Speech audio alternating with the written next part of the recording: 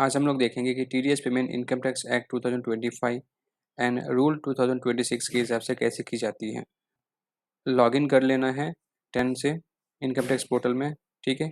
उसके बाद हमें ई पे टैक्स में जाना रहता है।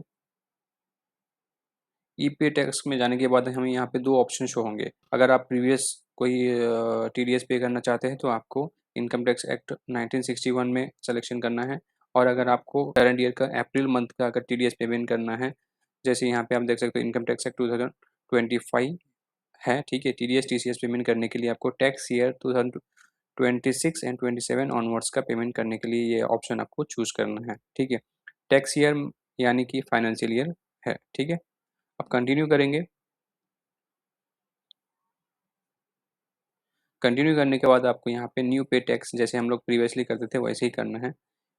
क्लिक करने के बाद यहाँ पे आपको टैक्स ईयर शो होगा, ठीक है, जो कि अभी इनकम टैक्स एक्ट 2025 का एक ही शो होगा 26 27।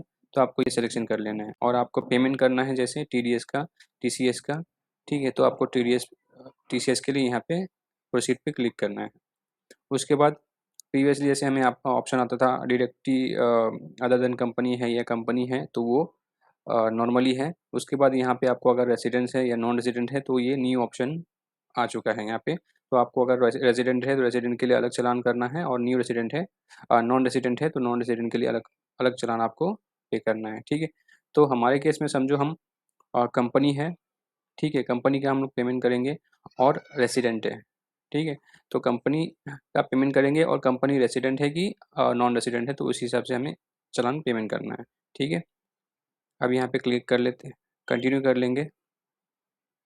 कंटिन्यू करने के बाद यहाँ पे आपको शो होगा TDS TCS section wise payment details. जो डिस्क्रिप्शन है यहाँ पे प्रॉपर आपको ध्यान देना है कि कौन से हेड में हमें पेमेंट करना है, कौन से सेक्शन पे हमें पेमेंट करना है, ठीक है। तो यहाँ पे आपको जैसे कि सेक्शंस हमारे सारे फॉर्म्स चेंज हो चुके हैं। जैसे आप देख सकते हो यहाँ पे 1001, 1002, 1004, तो ये सारे हमारे पेमेंट कोड हैं, ठीक है। ये हमें सिलेक्शन करना होता है, ठीक है।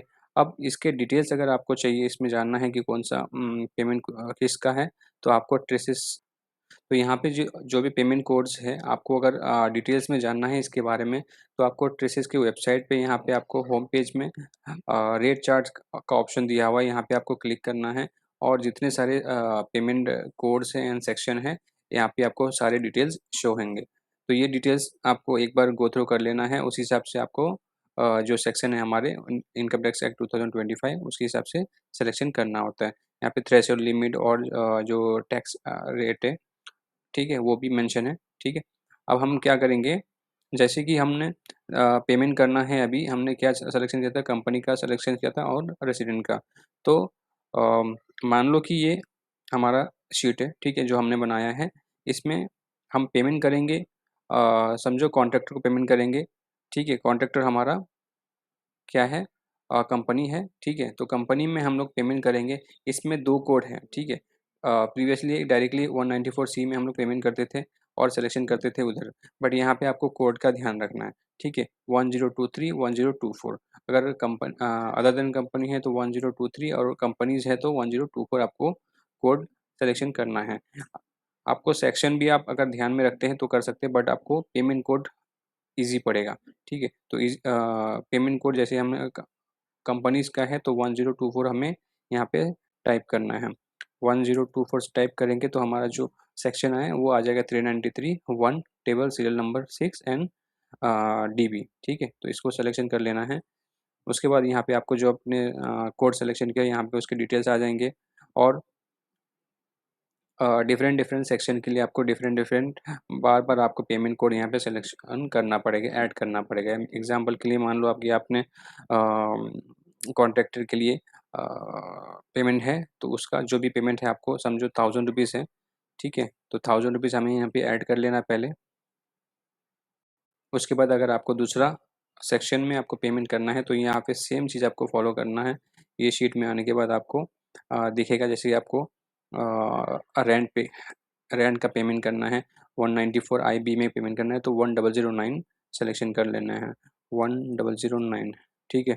तो आपको पेमेंट कोड से इजी होगा आपको ये जो चार्ट है मैं आपको डिस्क्रिप्शन में प्रोवाइड कर दूँगा, तो आपको ईज़ी हो जाएगा, ठीक है। यहाँ पे हम लोग अमाउंट डाल देते हैं 2000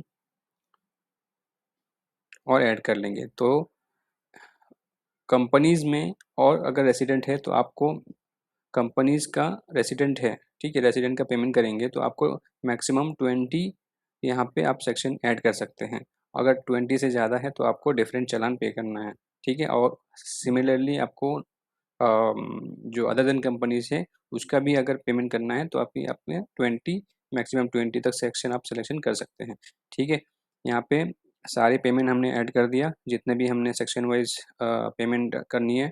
उसके बाद अगर आपको इंटरेस्ट है तो यहाँ पे इंटरेस्ट आपको ऐड करना है, लेट फीस है, पेनल्टी है, सारे यहाँ पे ऐड करने के बाद नहीं है तो कुछ नहीं करेंगे, डायरेक्टली कंटिन्यू पे क्लिक कर देंगे।